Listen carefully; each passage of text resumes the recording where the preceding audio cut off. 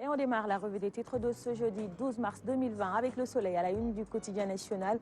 Conseil présidentiel sénégalo-gambien. Aujourd'hui, concertation Dakar-Banjul, écrit le soleil. Également à la une du journal coronavirus, un Sénégalais d'Italie infecté. Le trafic de migrants, 23 filières démantelées en 2019. Et le bilan à mi-parcours de la Ligue 1 Dakar-Sacré-Cœur. Une transition bien réussie. Que propose Sud Quotidien ce jeudi matin à la une du journal pénurie d'eau à Dakar, ras-le-bol des populations, écrit le quotidien, désordre et souffrance autour d'une citerne de Sen'Eau. Sans eau, nous sommes désarmés face au coronavirus. Djeriba, directeur d'exploitation de Sen'Eau, qui dit il faut de temps à temps qu'on arrête les forages pour les nettoyer. À la une d'enquête, à présent, nouveau cas de Covid-19 au Sénégal. Le virus migre vers Touba. Le premier Sénégalais de souche atteint de la Covid-19 est un émigré établi en Italie 3 jours. Après avoir pris à part au Magal de Porokhane, il s'est senti mal. Sa famille est placée en quarantaine. La chasse au cas contact dans la cité. Les populations s'en remettent à Cheikh Ahmadou Bamba, toujours à la une d'enquête. Conseil présidentiel sénégalo-gambien à l'épreuve de la sincérité. Adama Barrow Limoges, le chef d'état-major des armées. Vox Populi, à présent, qui revient sur le coronavirus au Sénégal. Un Modou venu d'Italie introduit le virus à Touba. Sa famille placée en quarantaine à son domicile. Ce premier cas sénégalais venu d'Italie le 6 mars, il a été transféré à l'hôpital de Fann où il est traité. Le Sénégal compte 3 malades du Covid-19 après les guérisons du premier cas français et de l'employé britannique de l'ONU. Le quotidien, à présent, qui parle nouveau cas de coronavirus. La fièvre gagne Touba, la maladie.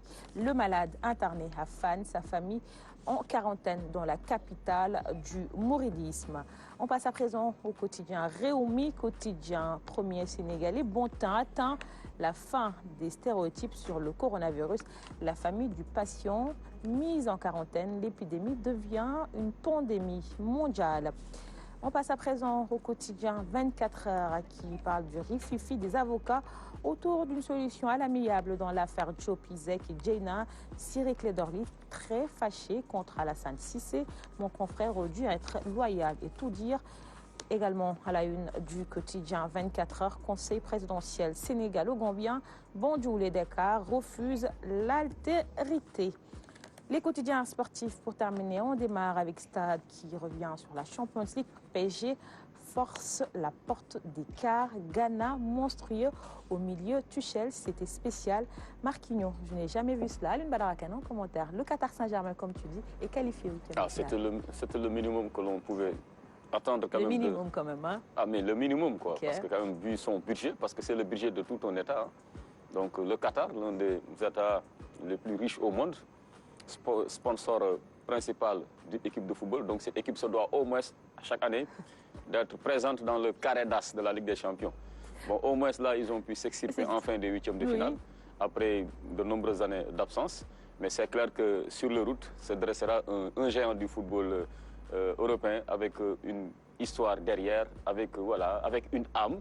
Et c'est cela qui sera extrêmement difficile pour le Paris Saint-Germain. Parce qu'en fait, c'est une équipe qui a du mal à franchir le cap, un cap en tout cas, quand l'adversaire est d'un calibre supérieur. Et le PSG a des joueurs, a des grands joueurs également. Mais vous savez, ça ne suffit pas pour avoir une grande équipe. Une grande équipe, c'est une âme. C'est une âme. C'est une histoire. Très bien, merci beaucoup. Ce n'est pas seulement une constellation de joueurs qui fera que vous aurez peut-être des chances de gagner, du tout. Il faut demander à ces grandes équipes-là qui, par le passé, malgré des budgets peut-être somme toute assez modestes, parviennent jusqu'à présent d'ailleurs toujours à damer le pion aux autres, n'est-ce pas? Il y a Man City, il y a l'exemple Man City, le Qatar Saint-Germain, qui malgré tous ces milliards investis, ne peine à figurer, disons, sur la scène européenne. Peut-être que cette année est la bonne, hein, qui sait? Je ne pense pas. Oh, alors pense pas. Non. Amidou, tu es d'accord? Moi, en tout cas, hier, je supportais Paris Saint-Germain. Merci. J'ai beaucoup aimé sa prestation. À huis clos, donc il n'y avait pas les supporters parisiens. Il n'y avait pas les supporters, mais on a regardé à la télé et Ghana a été phénoménal. Oh, il a été monstrueux.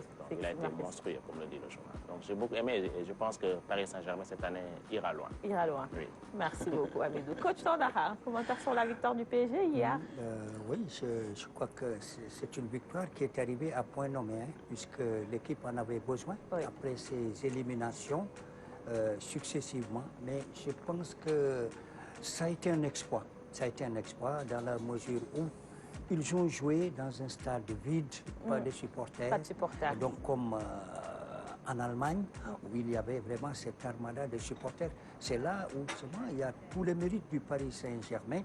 Mais attention, à la suite, Alun a alerté un tout petit peu le Paris Saint-Germain qui peine à faire face aux grandes équipes, c'est-à-dire ces équipes supposées être les grosses cylindrées. De toute façon, nos amis anglais le disent bien, wait and see. Wait and see. Mais dans l'autre rencontre, Liverpool de Sadio Mané, tenant du titre, alors là, c'est incliné. Oui, des déceptions, c'est vrai, mais aussi, il faut dire que c'était ce qu'on appelle le off-day de Liverpool, puisque là, rien n'a marché. C'est vrai que comme on les appelle les colchoneros, ces Espagnols, ils étaient venus pour bien défendre. Alors on a vu un milieu de terrain assez renforcé et surtout derrière, c'était vraiment très très compact. Et là où Liverpool a commis des erreurs, c'est peut-être de laisser des espaces, c'est-à-dire ils voulaient vaille que vaille marquer ce but-là, mais ils n'ont pas été prudents derrière. Et ça se paye cash, surtout avec une équipe qui a des aptitudes et des capacités à réaliser des comptes. Et donc ça s'est vu. Ils pouvaient même, Liverpool, encaisser un 4e ou un 5e but dans des situations comme celle-là. Très bien. Anne Badra, tu as un mot commentaire sur la défaite de Liverpool? Oui, mais ça devait arriver aussi. On ne peut pas... Gagner à tous les coups. Voilà, c'est ça, gagner à tous les coups. Tu l'as parfaitement bien résumé. On ne peut pas gagner à tous les coups parce que Liverpool est sur une série de victoires incroyables sur la scène locale et même européenne. Parce que Liverpool, il ne faut pas l'oublier quand même, a fait 2 finales de Ligue des Champions successives. La première perdue, la deuxième gagnée. Liverpool, cette année-ci aussi, bon, c'est clair que c'est juste une question de jour. Sera sacré champion d'Angleterre, 30 ans après. Donc les jours, je pense que les corps ont été tellement utilisés, les organismes, que finalement, il y a une certaine fatigue qui commence à se faire sentir. Et c'est tout à fait normal. Moi, ça ne me surprend pas trop, parce qu'un sportif, c'est vrai que le challenge, c'est d'arriver au sommet. Mais il faut penser aussi à la descente. Et ça arrivera inéluctablement. Et ce qui est arrivé actuellement à Liverpool, cela est arrivé au FC Barcelone. On se souvient du quintuplé réalisé par Guardiola. Mais la succession de Guardiola a été un peu difficile pour l'FC Barcelone jusqu'à présent même, d'ailleurs, qui a du mal à s'en remettre.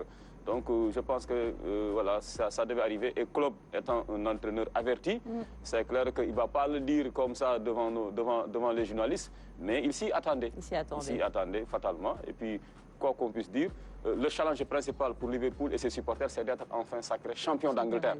Le reste, ce n'est que du bonus. Et au moins, cet objectif-là, et ils sont sûrs de l'atteindre cette année-ci, enfin, après 30 ans d'attente.